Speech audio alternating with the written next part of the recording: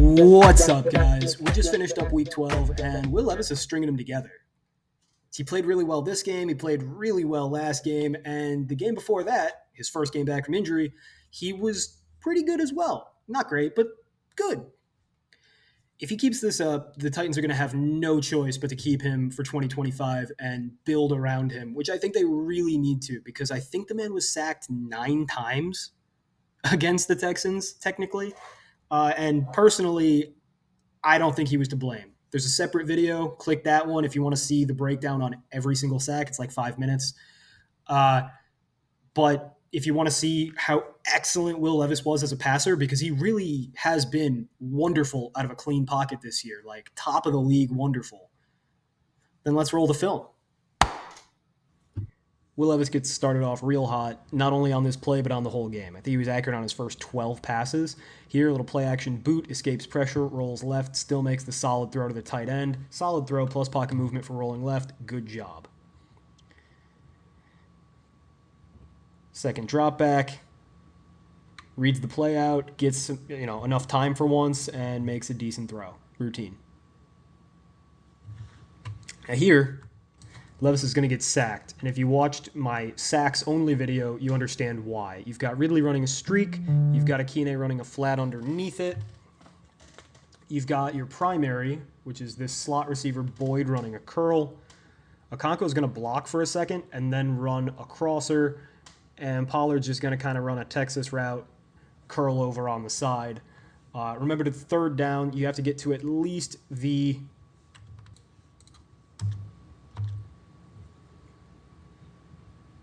25-yard line to get a first down.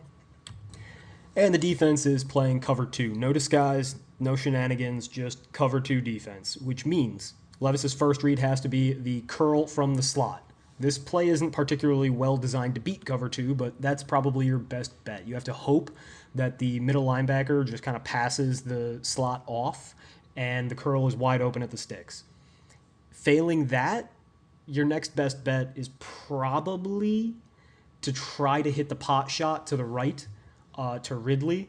The pot shot is a really difficult throw made popular by Matt Stafford to beat too high coverage with a streak by hitting this pink circle in the middle. It's underneath the safety, it's above the corner, and you have to step into it and throw a laser. So there are very few quarterbacks who can actually even hit this kind of throw, but Will Levis is certainly one of them. Roll the film and you'll see that nothing works. The curl is covered. Ridley does get open, but now Levis is already tackled. This is a no-fault sack. There's nothing he could have done on 3rd and long. Yeah, he could have dumped the ball off to Westbrook-Akine. It doesn't really make the field goal more manageable, and it doesn't really give you any chance of a first down. His best bet was to try to see if he could break through that sack, and he couldn't. Routine throw, little play action, works well.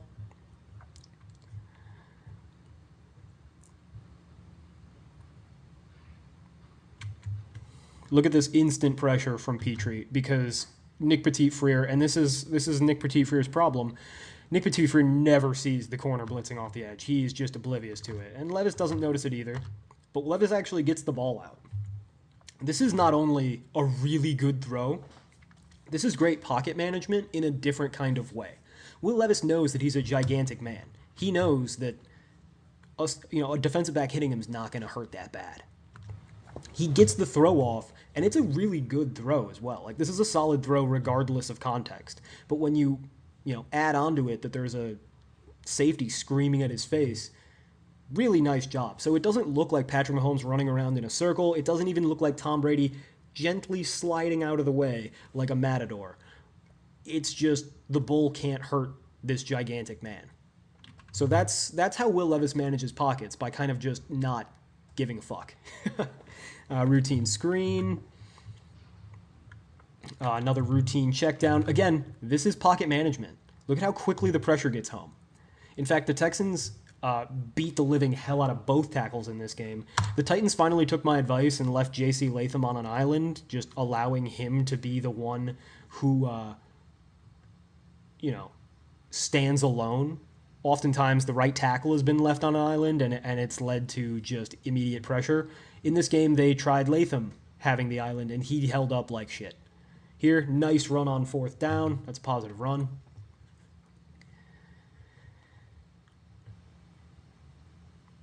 You've got dudes open, but Will Levis wants everything. This is an elite deep ball.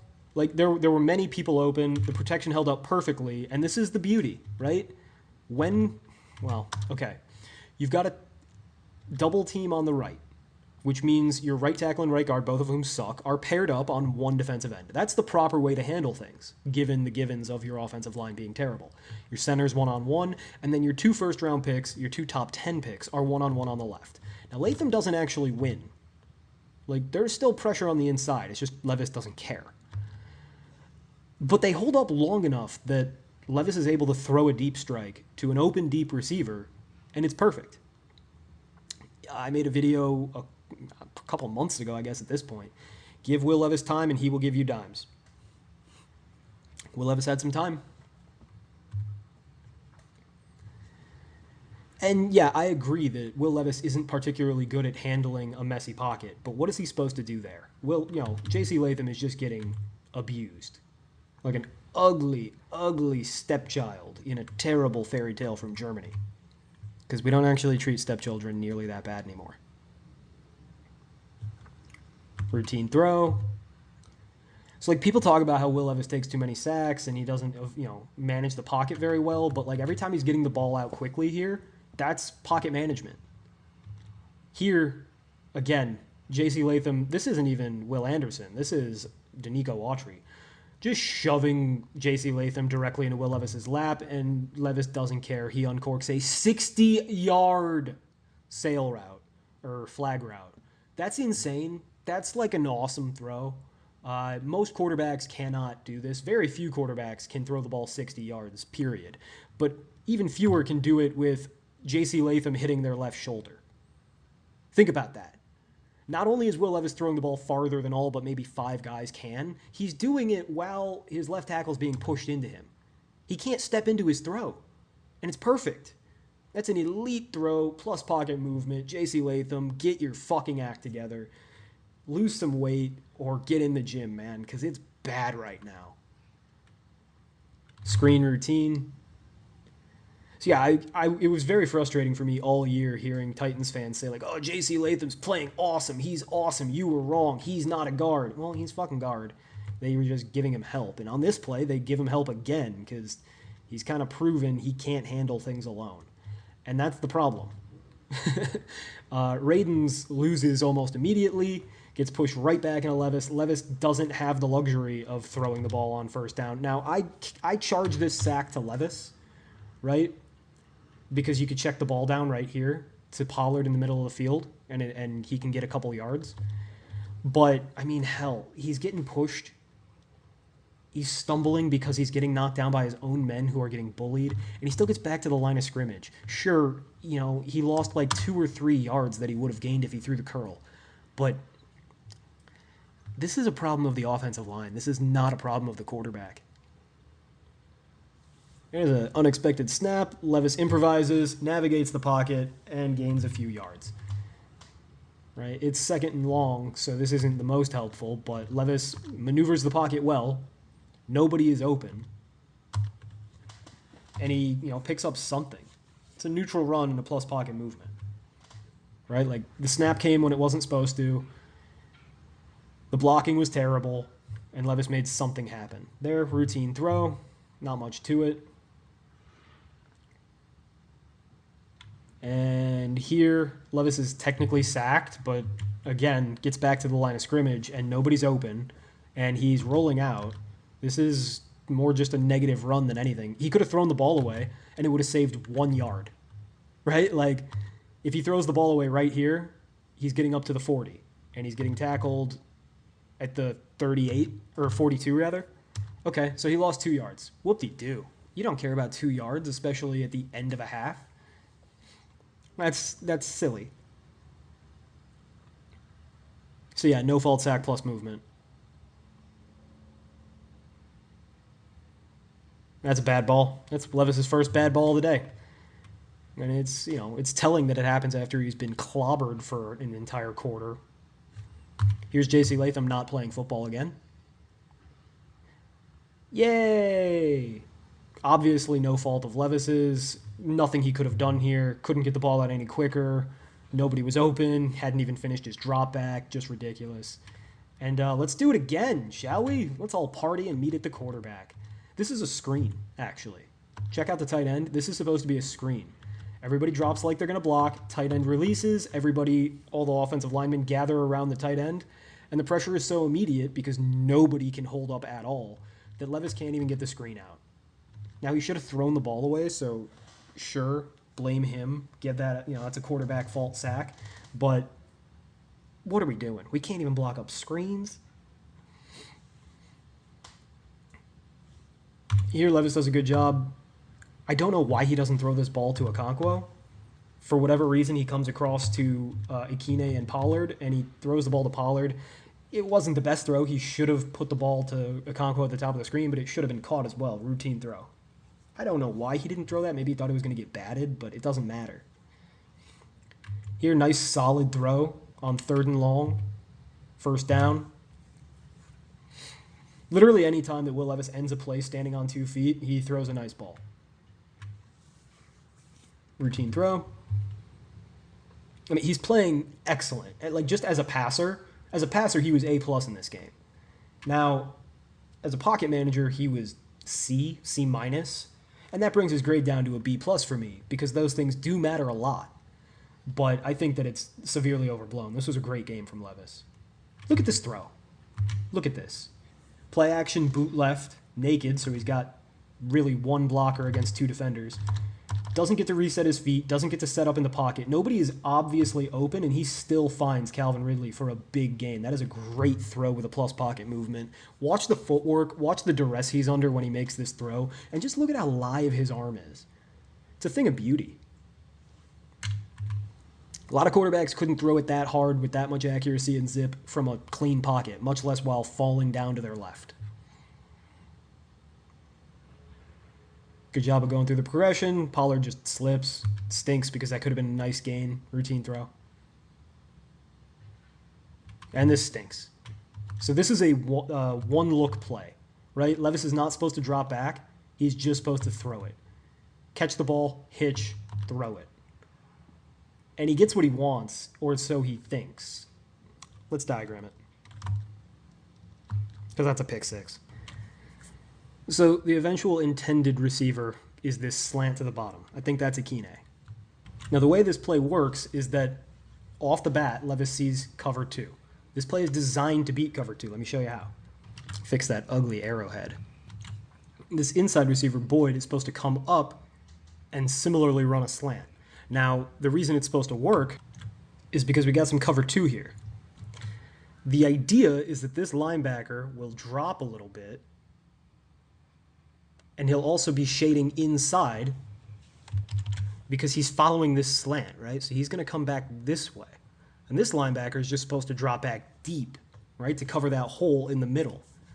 So the idea is you're going to have this linebacker running away from the play. You're going to have this corner running away from the play. Levis's job is just to get the ball and hit right here, right? Hit the slant without thinking, without looking. None of the rest of the play matters. The only other thing that matters is the slant on the inside, slanting in, drawing that outside linebacker inside while the middle linebacker drops deep. However, as you'll see, the linebackers are just smart, right?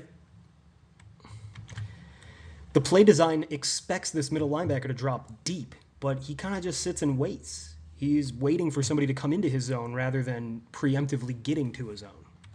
The play design also expects this outside linebacker to carry with the slant in a match concept because the middle linebacker is supposed to go deep. But because the middle linebacker doesn't go deep, this outside linebacker can pass the slot off. And because he can pass the slot off, he could do something that the play never contemplated and jump over to the other slant.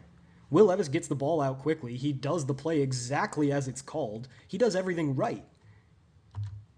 But the defense did something that was unexpected. This is a really smart play by the linebacker, or I guess it's a safety. And it fools the Titans, not because Levis didn't think, not because Levis made a bad read, but because Levis did what the play called for just like a Tua or a Purdy, and the play was wrong. The play expected behavior out of the safety, linebacker, nickel linebacker, whatever, Jimmy Ward. It expected certain behavior that it didn't get. The ball was placed perfectly. It was even placed on the outside shoulder to try to protect the ball extra. It just didn't matter. Now, what is Levis supposed to do? Is this play supposed to be an interception every single time that a defense runs a sticky cover 2? No. What Levis is supposed to do, ideally, and this is advanced, right? This is tough. He's supposed to get the ball, see, oh, that middle linebacker's not dropping deep, and either maybe throw the slant to the top of the screen or just dirt the ball, right? Throw it at the ground. Once you see that that middle linebacker's not turning and getting real deep, right? So, like, well, Will Levis is not supposed to look at the receivers. Will Levis is only focused on this guy. And when the ball is snapped and he's not immediately bailing out, Levis should know, oh, they're not going to pass the slot off. Okay, I either need to maybe adjust and hit the slant, maybe adjust and hit the flat, or just dirt the ball. So this is an interceptable play. But like most pick sixes, it's not sustainable. It's not bad football. It's not that Levis isn't understanding things. It's just that the play didn't work the way they thought it would.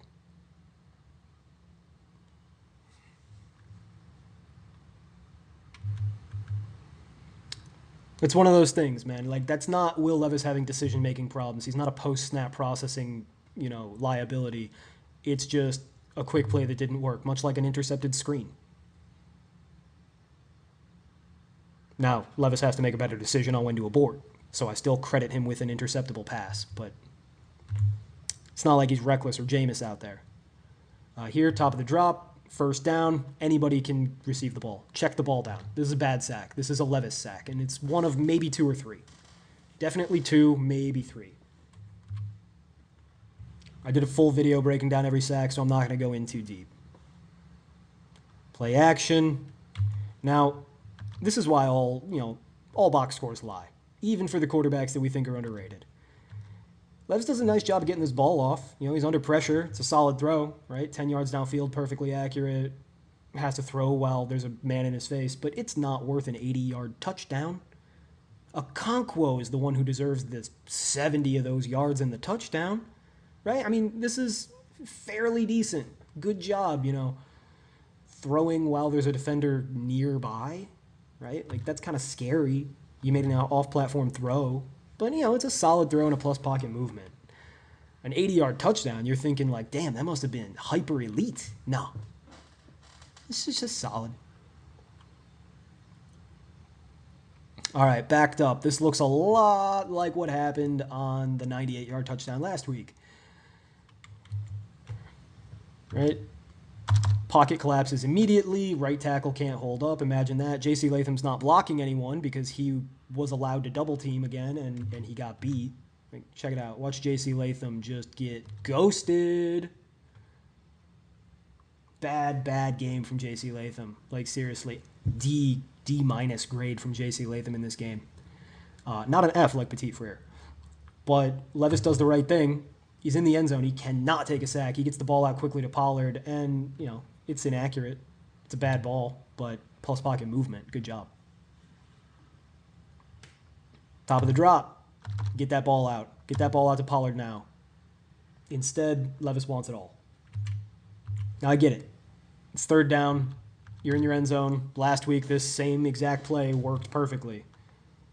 But here it does not. Ball's actually fairly well thrown. Just Ikine tracks it wrong. I don't know why he's looking over the inside shoulder. That's a objective mistake.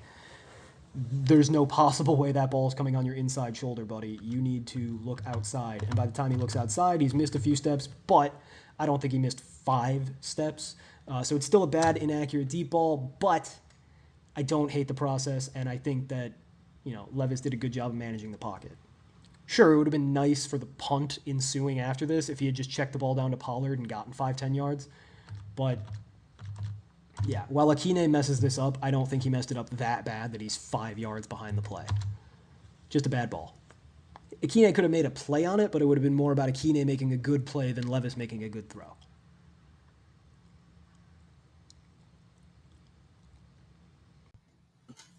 Overall, I gave Will Levis a B plus. I thought he was excellent as a passer, even with the pick six, which is still a pick six, and I still graded it that way. But I don't feel that it is a portent of things to come. I don't think that that is a predictable interception.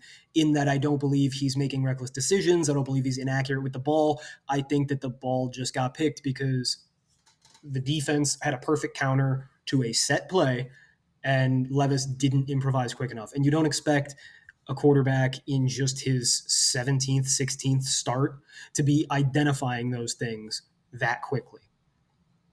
I didn't think most of the sacks were his fault. In fact, I only have him charged with 9 sacks on the year. The other 22, I believe, are the offensive line's problem. That's unheard of. I've never seen an offensive line this inept, and I've never seen a coaching staff this unable to scheme around it. Like, I had complained that the Titans were keeping too many people into block in past weeks, and I had complained that they were giving that help to J.C. Latham when they should be giving it to the right tackle, whoever it may be. In this game, they didn't give J.C. Latham help, which I thought was smart. I didn't think they should be giving him help, but they didn't give the right tackle much help either. So they're not helping anyone. And J.C. Latham played terrible, and Nick Freer is always terrible. So I don't really know what the plan was there. But Will Levis made up for it. He did a really good job of navigating the pocket sometimes, and he got the ball out quickly other times. He threw through contact a lot, and I thought that was really impressive. He was pressured on 18 or 19 dropbacks, and it turned into 9 sacks. That's a pretty high percentage, but when the pressures are coming so quickly that you can't finish your dropback, what are you supposed to do? I don't think that Will Levis is a particularly good pocket manager. I don't think that he's ever going to be like a Tom Brady who elevates your offensive line, or like a Lamar Jackson who runs around so well that it almost doesn't matter sometimes. Maybe he could turn into a Peyton Manning one day where he just gets the ball out so quick that the offensive line doesn't matter, but that's not really his game. And that's okay. If you find me a quarterback who's really accurate, has incredible arm talent, and is actually a pretty decent runner too, but he can't handle a muddy pocket, I tell you, you just found me a souped up, awesome version of Jalen Hurts. Because Jalen Hurts also can't handle pressure, needs a lot of time, pretty athletic, but not going to run around and make rushers miss that much. But Levis has a much stronger, much more accurate arm. Same with Jared Goff, except Jared Goff can't run. Jared Goff needs a clean pocket. He needs really good protection and needs lots of time to figure out what he's looking at. But he can make most throws. Will Levis can make all the throws, and he doesn't need as much time to figure it out either. So there is a lot to work with in Will Levis. I think he is certainly an asset to this team. He is not an elite quarterback, but he is a good franchise quarterback. He just needs a little support. And I hope that the Titans give him the time and the players for everybody to realize that. All right. What do you guys think? Who else should I review this weekend? Did you like the video? Did you hit the bell and subscribe? Because these are the things that make the videos keep coming. All right. Hit me in the comments. And until next video, I'll be grinding film. Hasta.